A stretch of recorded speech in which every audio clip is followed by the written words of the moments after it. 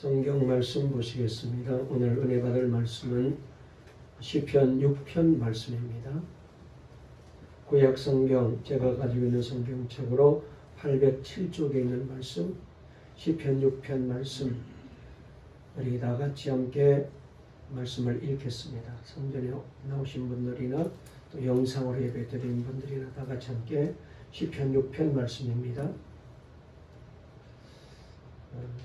오미크론 때문에 코로나가 확진자가 많이 일어나서 우리를 더 긴장하게 하는데 우리 교인들도 직원들이 확진받아서 혹시라도 해서 차가 격리하시고 그래서 영상으로 예배드린 분들도 돌아 계시는데 오늘도 하나님이 우리와 함께 하시고 힘주실 줄 믿습니다. 우리 다 같이 6장 1절부터 마지막 절까지 다 같이 읽으실까요? 시작. 여호와여 주의 분노로 나를 책망하지 마시오며 주의 진노로 나를 징계하지 마옵소서. 여호와여 내가 수척하여 싸우니 내게 은혜를 베푸소서. 여호와여 나의 뼈가 떨리오니 나를 고치소서. 나의 영혼도 매우 떨리나이다. 여호와여 어느 때까지니까. 여호와여 돌아와 나의 영혼을 건지시며 주의 사랑으로 나를 구원하소서. 사망 중에서는 주를 기억하는 일이 없사오니 수월에서 주께 감사할 자 누구리이까. 내가 탄식함으로 피곤하여 밤마다 눈물로 내 침상을 띄우며 내 요를 적시나이다. 내 눈이 근심으로 말미암아 쇠하며 내 모든 대적으로 말미암아 어두워졌나이다. 악을 행하는 너희는 다 나를 떠나라. 여호와께서 내 울음소리를 들으셨도다. 여호와께서 내 간구를 들으셨으며 여호와께서 내 기도를 받으시리로다. 내 모든 원수들이 부끄러움을 당하고 심히 떨미어 갑자기 부끄러워 물러가리로다. 아멘. 할렐루야. 오늘 예배 오신 여러분들에게 하나님께서 은혜 주시고 힘 주시고 복 주실 줄 믿습니다. 명절 잘 보내셨죠? 우리 한번 인사하실까요? 새해 복 많이 받으세요. 소원과 꿈이 이루어지기 바랍니다. 말씀으로 은혜 받고 힘을 냅시다. 할렐루야. 오늘 우리 하람이 보니까 장가 보내도 될 것 같아. 얼마나 의젓한지 몰라. 그 사이 부쩍 컸네요. 너무 감사해요. 하율아 뭐하니? 하율이도 많이 컸네. 그래요. 하나님의 복 주실 줄 믿습니다. 오늘 설교 제목 한번 따라해 보실까요? 낙심은 하나님의 사랑에 대한 배신이다. 좀 긴데요. 다시 한번. 낙심은 하나님의 사랑에 대한 배신이다. 오늘 이 제목으로 말씀을 전할 때에 우리 하나님께서 은혜 주시고 복 주실 줄 믿습니다. 여러분, 우리 인생의 가장 소중한 것 중에 하나가 바로 꿈이라고 생각이 됩니다. 특별히 성령 충만한 믿음의 사람의 특징은 말씀 안에서 또 하나님의 사랑 안에서 하나님의 은혜 안에서 믿음 안에서 꿈을 꾸는 사람이다라고 말할 수가 있습니다. 그래서 성경은 꿈이 없는 백성은 망한다라고 말씀을 하셨습니다. 여러분, 꿈은 나를 움직이는 원동력이죠. 우리를 움직이게 만드는 힘이라고 말할 수 있습니다. 꿈은 우리의 소망이 되고 우리의 삶의 이유가 되죠. 그리고 내가 존재하는 근거가 되는 것이 바로 꿈입니다. 그래서 인간은 꿈을 꾸고 꿈을 성취하며 살아가도록 하나님이 그렇게 우리를 만들어 놓았습니다. 그런데 이 꿈을 성취하는 사람에게 가장 무서운 적이 하나 있습니다. 무서운 것이 하나 있는데 그것은 바로 낙심하게 되는 거예요. 특별히 낙심은 사탄이 사용하는 가장 무서운 강력한 도구입니다. 낙심이 오게 되면은 누구든지 용기를 잃어버리게 되고 희망을 잃어버리게 되고 자신감을 잃어버리게 되고 그리고 기가 꺾이게 되고 풀이 죽어서 그래서 나중에는 우울증에 빠지게 되고 인생을 포기하는 자리까지 가게 되는 것을 보게 됩니다. 그래서 낙심을 극복할 줄 아는 사람이 가장 지혜로운 사람이다라고 말할 수가 있습니다. 일본 아오모리의 한 농장에서 태풍으로 이 아오모리는 사과로 유명하잖아요. 그래서 우리나라에도 아오모리 사과가 이제 나오는데 이 사과가 말이죠. 태풍이 불어가지고 90%가 다 떨어지고 말았답니다. 낙과당하고 말았대요. 농장 주인은 절망했지만은 그런데 아직도 떨어지지 않고 나무에 달려있는 이 10%의 사과에 이 농장 주인이 주목을 하게 됩니다.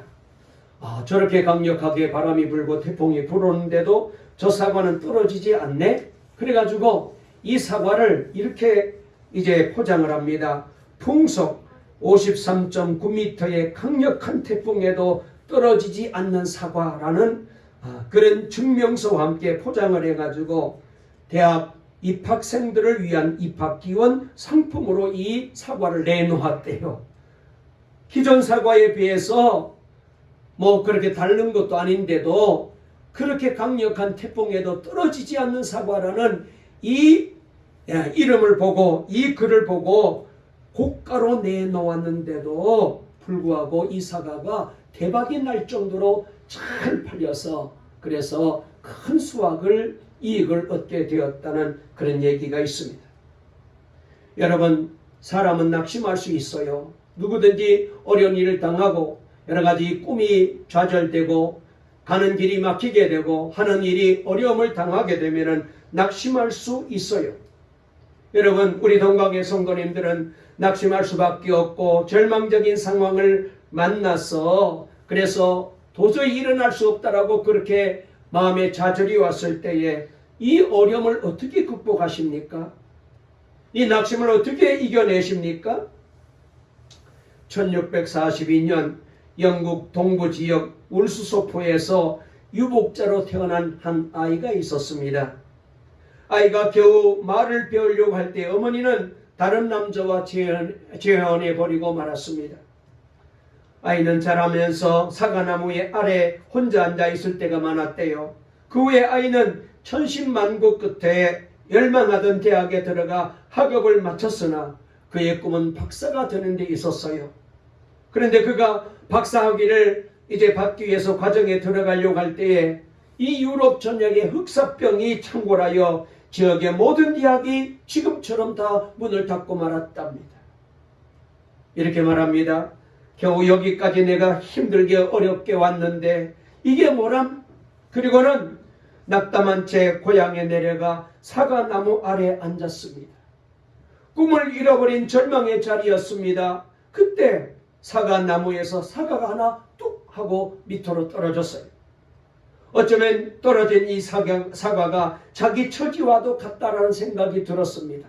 그때 이 아이가 다시 한번 생각을 해보게 됩니다. 아니, 왜 사과는 옆으로도 떨어질 수 있는데 아니 위에서 아래로만 떨어질까?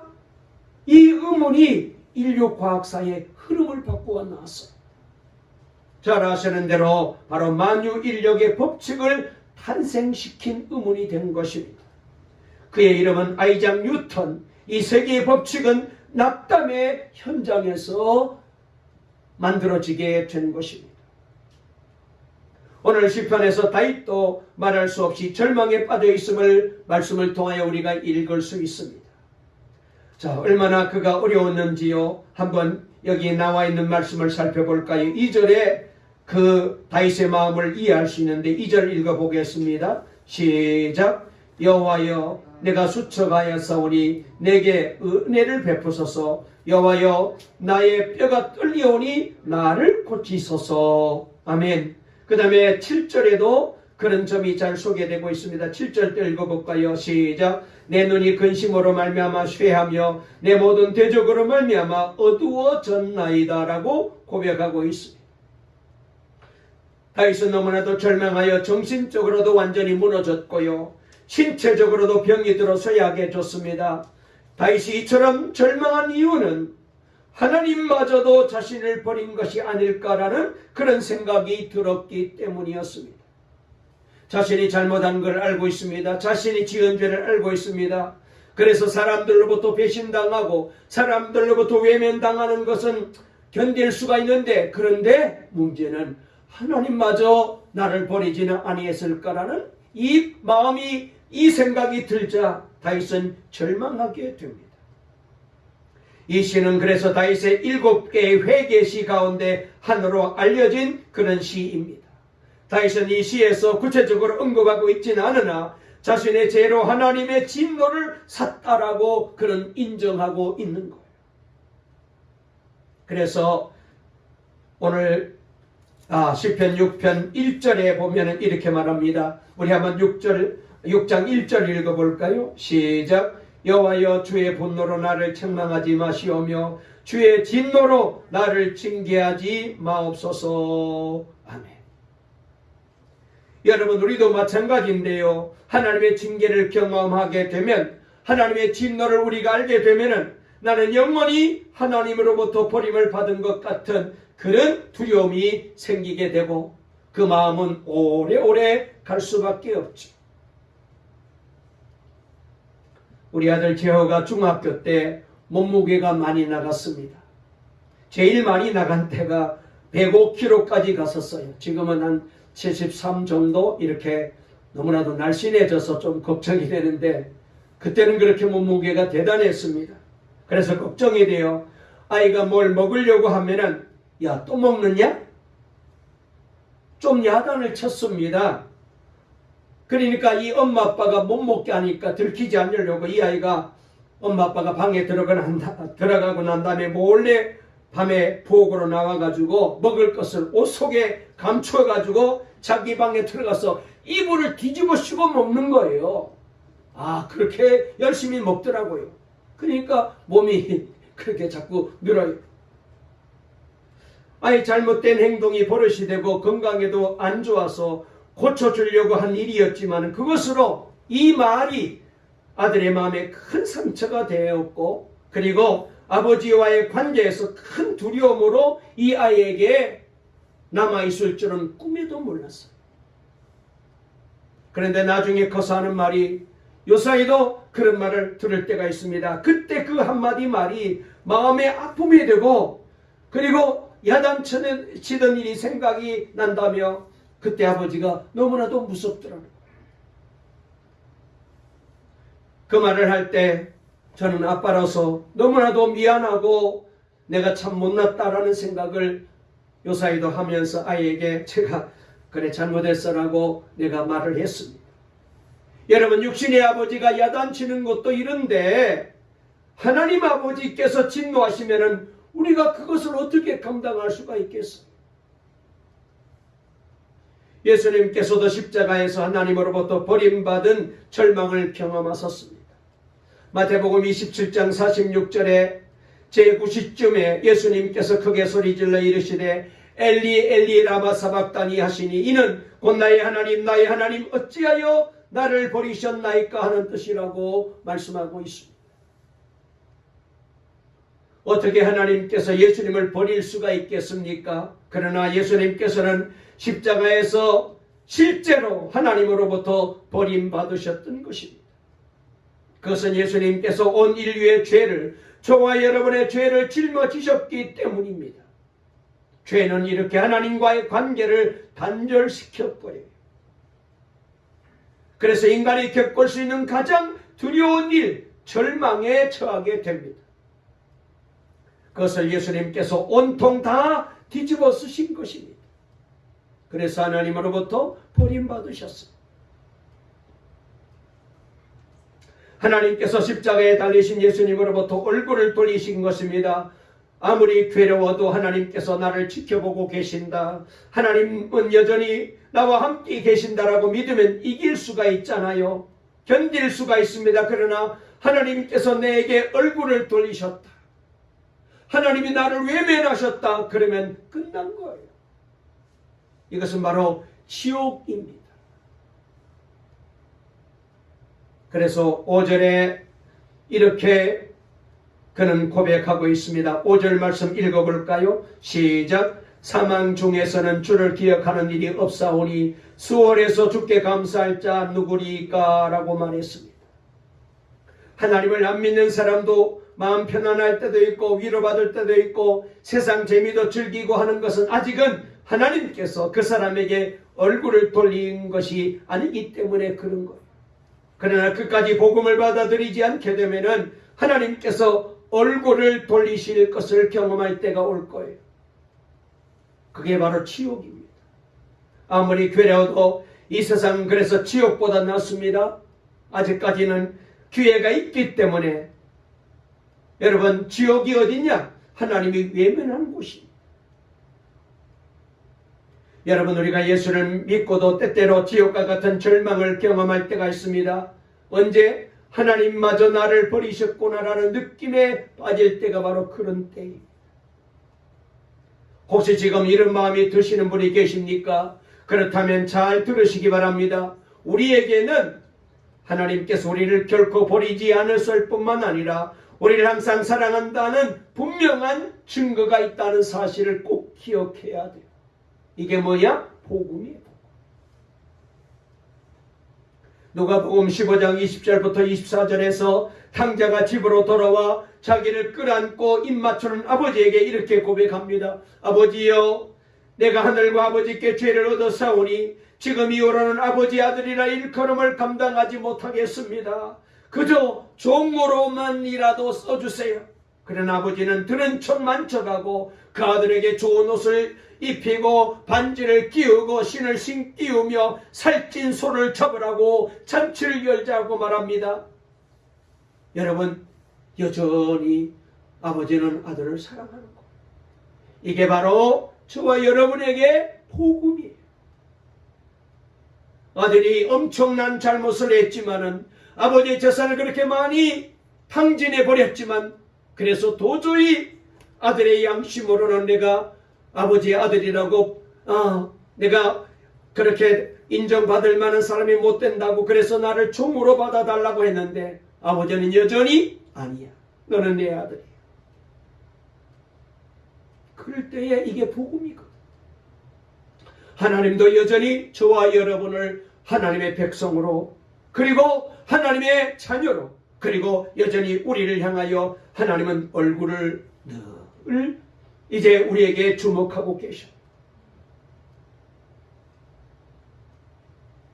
여러분, 하나님께서 여전히 나를 사랑하시는지 믿어지지 않을 때에 여러분, 하나님께서는 나를 사랑하신다. 하나님의 사랑은 변함이 없다. 이 사실을 우리는 절대로 잊어버리면 안 돼. 내 양심으로는 내가 이런 잘못을 저지르고 내가 이렇게 못된 사람인데 하나님이 이런 나를 사랑하실까? 그런 의문이 들 때, 그런 마음이 들 때, 그런 의심이 들 때라도 여러분, 하나님은 여전히 나를 사랑해. 이 사실을 분명히 기억해야 돼. 그 이유가 두 가지입니다. 첫째는 십자가입니다. 요한일서 4장 10절에 보니까 사랑은 여기 있으니 우리가 하나님을 사랑한 것이 아니요 하나님이 우리를 사랑하사 우리 죄를 속하기 위하여 화목제물로 그 아들을 보내셨음이라 라고 말씀하셨습니다. 예수님께서는 우리를 대신하여 죄인이 되셔서 하나님께마저 버려지는 절망을 당하셨습니다. 그리고 우리에게는 다시는 그러한 저주가 임하지 않게 만들어 주셨습니다. 어디에서? 십자가로. 그러므로 여러분이 이 십자가를 바라보실 때마다 저 예수님의 십자가가 내 죄를 씻어주셨다라고 믿으신다면 내가 어떤 절망적인 상태에 빠졌든지 아무리 내 죄가 크다 할지라도 하나님은 나에게 얼굴을 돌리지 않으신다라는 이 확실한 증거를 가지고 있다는 사실을 꼭 믿으시기를 바랍니다. 그리고 또 하나의 증거는 우리 안에 오신 성령 하나님이시다. 요한복음 14장 6절 7절에 내가 아버지께 구하겠으니 그가 또 다른 보혜사를 너에게 주사 영원토록 너희와 함께 있게 하리니 그는 진리의 영이라 세상은 능히 그를 받지 못하나니 이는 그를 보지도 못하고 알지도 못하리라. 그러나 너희는 그를 아나니 그는 너희와 함께 거하심이요 또 너희 속에 계시겠음이라 라고 말씀했습니다. 성령 하나님께서 우리에게 오셨습니다. 그가 오신 것만 아닙니다. 영원토록 너희와 함께 있게 하리니 또 너희 속에 계시겠음이라 라고 말씀하셨습니다. 이것은 엄청난 사실이에요.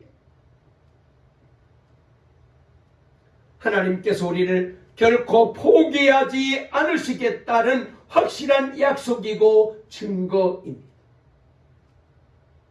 그래서 에베소서 4장 30절에 하나님의 성령을 근심하게 하지 말라. 그 안에서 너희가 구원의 날까지 인치심을 받았느니라라고 말씀하셨습니다. 우리가 하나님의 뜻대로 살지 않으면 우리의 마음이 괴로운 것입니다. 그것은 우리 안에 거하시는 성령님께서 근심하기 때문에 그런 것입니다. 이것이 얼마나 감사한 일인지요.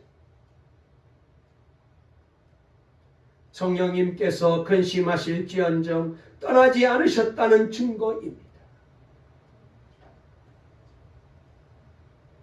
1865년 링컨이 암살당했을 때 그의 품에서 찾아낸 유품은 손수건 한 장, 안경집, 주머니 칼, 그리고 $5 든 지갑, 그리고 그를 칭찬한 신문기사 스크랩이 그 주머니에서 나왔답니다. 고독한 싸움을 용기 있게 싸우기로 유명한 그의 품에는 몇 번을 혼자서 읽어보며 되뇌었을 이 격려에 칭찬하는 이 신문기사의 글을 늘 읽으면서 그는 이겨낸 거예요. 하나님께서도 우리에게 그것을 주셨습니다. 바로 십자가와 기도할 때 주시는 이 성령님의 임재입니다. 여러분, 죄로 인한 절망이 두려운 것은요, 기도할 힘도 빼앗아가버려요. 자꾸 내 안에 죄가 쌓이게 되면은 기도에 대해서 열망이 없어집니다. 기도할 힘이 없어요. 기도해봤자 뭐 소용없더라. 기도했는데도 응답이 없더라. 그래서 기도를 너무 쉽게 생각해요. 여러분, 우리가 다시 한번 생각해 보면은 하나님께 기도할 수 있는 것은 엄청난 복이잖아요. 이거는 무엇을 두고도 포기할 수 없어요. 그래서 우리는 아무리 힘들고 아무리 바쁘고 아무리 피곤할지라도 주님 앞에 나와서 새벽 예배도 드리고 하루를 시작하면서 기도하잖아요. 그런데 죄가 자꾸 내 안에 들어오게 되면은 기도의 힘을 빼앗아가요. 그렇게 열심히 기도하는 사람이 기도를 쉬어버립니다. 기도 못하는 이유가 많습니다. 핑계거리가 많습니다. 그러나 상황이 아무리 절망적이고 그리고 하나님도 나를 버렸을 것 같은 그때 우리는 또 기도해야 됩니다. 왜요? 다윗이 그렇게 한 거예요. 다윗의 위대한 믿음의 사람이었다는 것은 그가 그 절망적인 상황에 하나님이 버렸을 것 같은 그런 절망적인 상황에서도 그는 여전히 하나님이 나를 사랑하셔. 그리고는 하나님을 바라보면서 기도했다는 거예요. 하나님이 그 믿음을 저버리지 않으셨어요. 그 기도에 응답해 주신 거죠. 자, 한번 다윗이 얼마나 기도했는지 읽어볼까요? 4절 말씀을 읽어보겠습니다. 전부 다 다윗의 기도인데요. 4절 읽습니다. 시작. 여호와여 돌아와 나의 영혼을 건지시며 주의 사랑으로 나를 구원하소서. 아멘. 그 다음에 간절하게 또 6절에도 이렇게 기도합니다. 6절 읽어볼까요? 내가 단식함으로 피곤하여 밤마다 눈물로 내 침상을 띄우며 내 요를 적시나이다라고 기도했습니다. 울며 하나님 앞에 매달려 기도합니다. 그런데 기대 밖에 하나님의 응답이 떨어져서요. 이렇게 기도했더니 어떻게 응답했나요? 8절, 9절, 10절 우리 다 같이 한번 읽어볼까요? 시작. 악을 행하는 너희는 다 나를 떠나라. 여호와께서 내 울음소리를 들으셨도다. 여호와께서 내 간구를 들으셨으며 여호와께서 내 기도를 받으시리로다. 내 모든 원수들이 부끄러움을 당하고 심히 떨미어 갑자기 부끄러워 물러가리로다. 아멘. 여호와께서 내 울음소리를 들으시고 여호와께서 내 간구를 들으셨다라고, 여호와께서 내 기도를 받으셨다라고 다윗은 담대하게 고백합니다.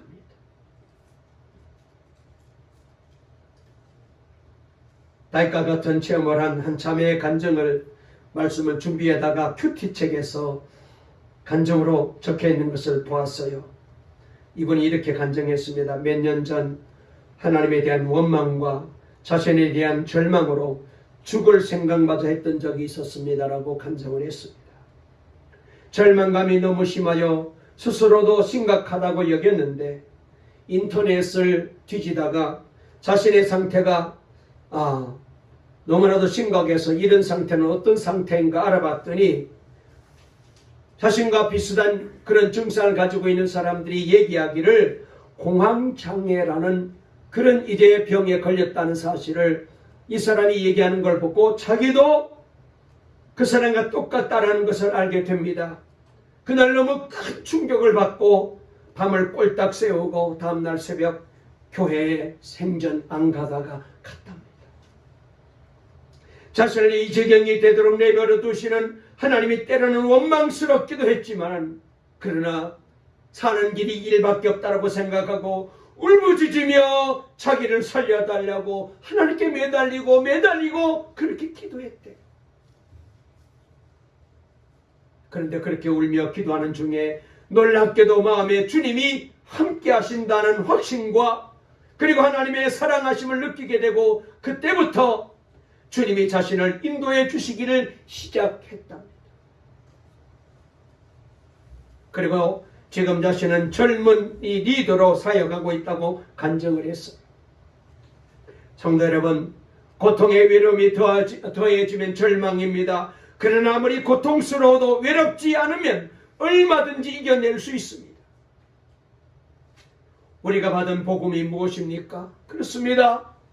주님은 여전히 우리를 사랑하십니다. 그래서 고린도후서 13장 5절에 보니까 너희가 믿음에 있는가 너희 자신을 시험하고 너희 자신을 확증하라. 예수 그리스도께서 너희 안에 계신 줄을 너희가 스스로 알지 못하였느냐. 그렇지 않으면 너희가 버리운 자니라 라고 말했습니다.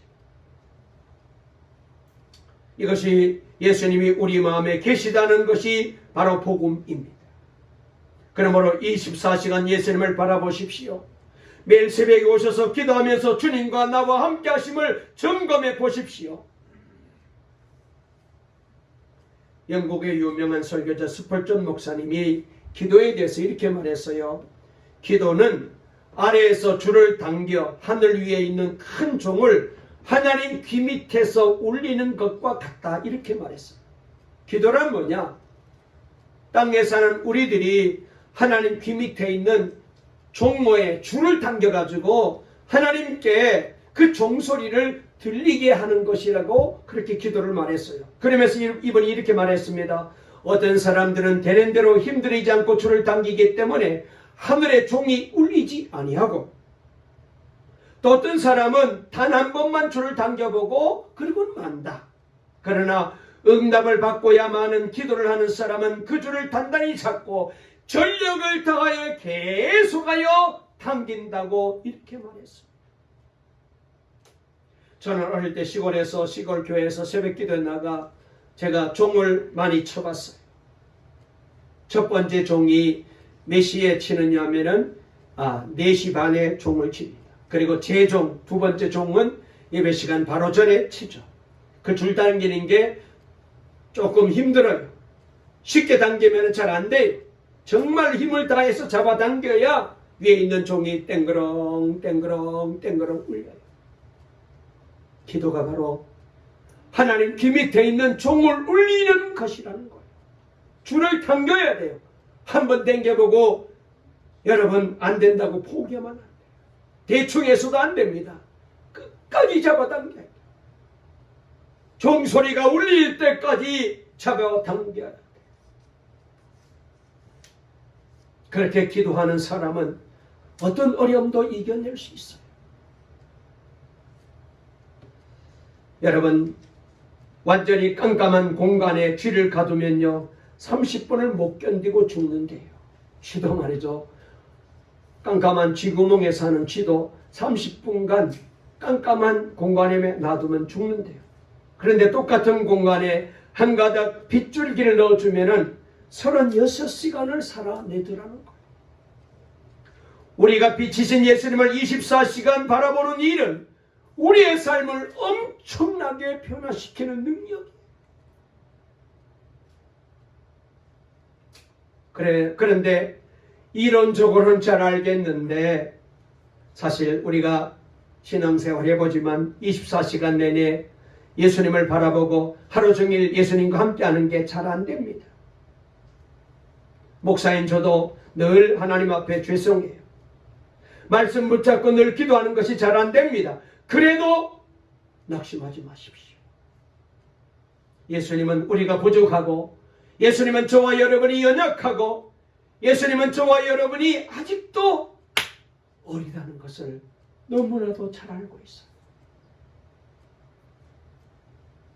어느 목사님께서 두 딸을 기르고 있었는데 어느 날 가만히 봤더니 말이죠. 큰 딸이 9살이고 작은 딸이 4살인데, 그런데 9살 된 언니가 4살 된 동생을 막 야단을 치고 있더랍니다. 4살짜리 동생이 언니 가위를 쓰고 어디다 두었는지 잊어버린 것입니다. 언니가 너무 심하게 막 동생을 야단을 치니까 보고 있던 엄마가 말합니다. 야, 동생은 4살짜리밖에 안 되잖아.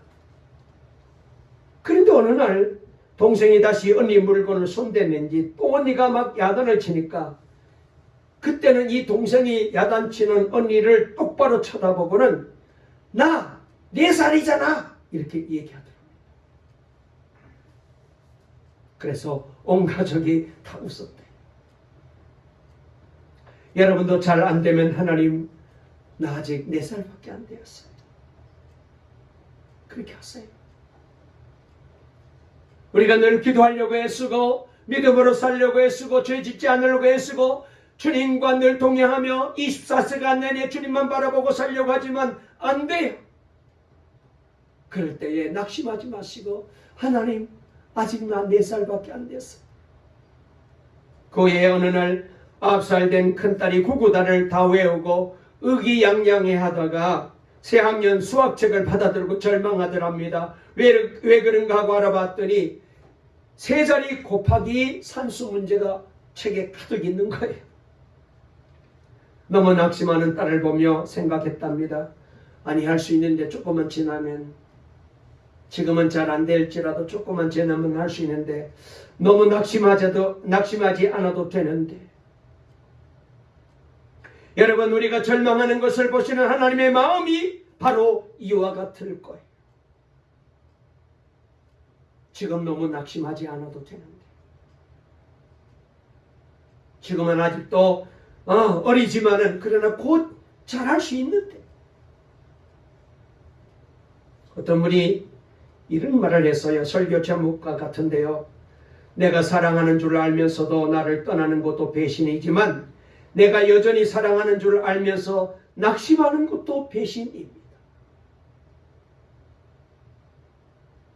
그렇습니다. 너무나도 확실한 하나님의 사랑을 받으면서도 낙심하고 포기하고 있다면 이것은 주님을 향한 배신입니다. 주님의 사랑은 여전히 변함이 없는데, 주님의 마음은 여전히 변함이 없는데, 주님은 저와 여러분을 늘 주목하고 계시는데, 우리가 환경 때문에, 사람 때문에, 그리고 내가 잘못한 일로 인하여 절망하고 낙심하면서 여러분, 주님도 나를 버렸을 거야 라고 하는 것은 배신이에요. 어떤 상황에서도 하나님의 사랑을 붙잡은 사람은 세상을 뒤집어 놓는 위대한 승리자가 될 거예요.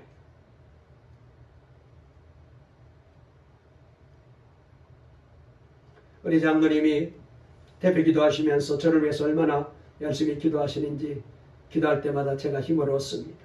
아마 우리 집사님들도 권사님들도 성도님들도 우리 청년들도 우리 학생들도 저를 위해서 늘 기도하시죠. 목사님 낙심하지 않게 해달라고 오늘 또 기도하셨는데, 그래요. 우리가 이렇게 낙심하지 말고 하나님의 사랑을 믿고 확신을 믿고 기도하면은 하나님께서 우리 교회를 통하여, 하나님이 저와 여러분들을 통하여 세상을 뒤집어 놓는 위대한 역사를 반드시 만들어내어 주실 줄로 믿습니다. 캐나다 로키 산에는 무릎 꿇은 나무가 있습니다. 오랜 세월 폭풍우를 견디며 자라온 이 나무는 마치 무릎 꿇는 것처럼 순종한 자세로 서 있어요.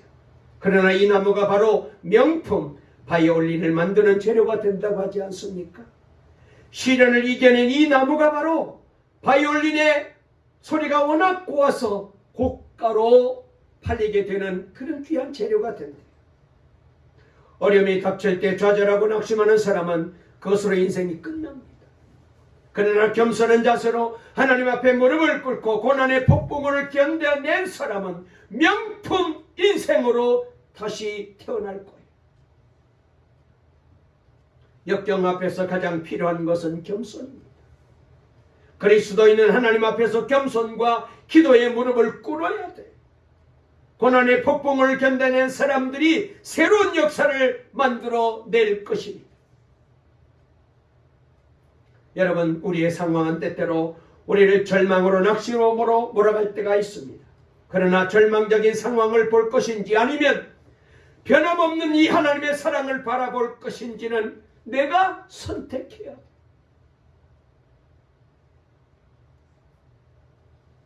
우리는 항상 십자가와 성령님의 증거를 붙잡고 결단해야 됩니다. 내가 낙심하는 것은 하나님의 사랑에 대한 배신이다라고 생각하고 여러분, 절망을 이기시고 여전히 우리를 사랑하시는 주님 바라보시고 주님 붙잡으시고 다시 한번 기도의 줄을 붙잡으시고 열심히 기도하십시다. 믿음으로 견뎌내십시다. 하나님이 다윗을 들어서시고 위대하게 사용하신 것처럼 우리 교회와 여러분들을 사용하소서. 하나님의 놀라운 세상을 이기고 승리하고 세상을 뒤집어 놓고 세상을 구원하는 기적을 만들어 주실 줄로 믿으시고 이 일에 귀하게 쓰임받는 저와 여러분 될 수 있기를 간절히 주의 이름으로 축원합니다. 축원합니다. 살아계신 하나님 아버지 감사합니다. 하나님의 은혜 가운데 좋은 날 복된 날 새 날 주시고 새 달 2월달을 출발할 수 있도록 복 주시니 감사합니다. 아버지 하나님, 하나님의 사랑은 여전히 변함이 없는데 내 스스로 그저 자책하면서 낙심하고 절망할 때가 얼마나 많이 있습니까? 하나님도 나를 버렸을 것이라고 생각하고 스스로 예배 생활도 기도 생활도 그리고 하나님과의 관계도 점점 문을 닫아버리고 살게 되면은 그때부터 그 인생은 지옥으로 바뀌게 됩니다. 아버지 하나님, 오늘 말씀을 통하여 다윗은 여러 가지로 어려움을 많이 겪었습니다. 절망할 수밖에 없는 죄를 지었습니다. 그래서 하나님마저도 나를 버렸을 것이라고 생각했는데 그러나 여전히 다윗은 하나님이 나를 사랑할 것이라고 그렇게 기대하며 믿음으로 기도했더니 하나님이 그 기도를 들어주시고 응답해 주시고 기적을 베풀어 주셨습니다. 하나님이 회복해 주셨습니다. 울음소리를, 기도소리를, 간구소리를 들어주셨습니다. 그리고 다윗을 통하여 세상을 뒤집어 놓는 위대한 승리를 주신 줄로 믿습니다. 저희 우리 동강의 성도님들도 이 어려운 때에, 이 환난의 때에, 이 코로나가 창궐하는 이 때에 우리가 더더욱 주님만 바라보게 도와주시고 그러다가도 우리가 말씀대로 바르게 살지 못할 때가 있습니다. 넘어질 때도 있습니다. 그러나 아직까지 우리는 어리고 연약한 것을 하나님이 너무나도 잘 알고 계시는 것을 믿고 열심히 기도의 줄을 붙잡고 주님 앞에 나와 기도하고 믿음으로 견디어 다윗을 변화시키고 그를 사용하시고 축복하신 하나님께서 우리 교회와 우리 성도들과 그리고 우리 어린 자녀들을 하나님이 축복해 주시고 귀하게 사용해 주시고 세상을 뒤집어 놓는 우리 동강교회가 되게 만들어 주실 줄 믿습니다. 이 은혜를 체험하는 그날까지 우리 동강의 성도님들 힘을 내어서 예배에 집중하고 기도에 집중하고 늘 주님만 바라보고 말씀에 순종하며 십자가 바라보고 성령님의 인도하심 따라 살아가는 2월 한 달 되게 도와주시옵소서. 예수님의 이름으로 간절히 기도 올리옵나이다. 아멘.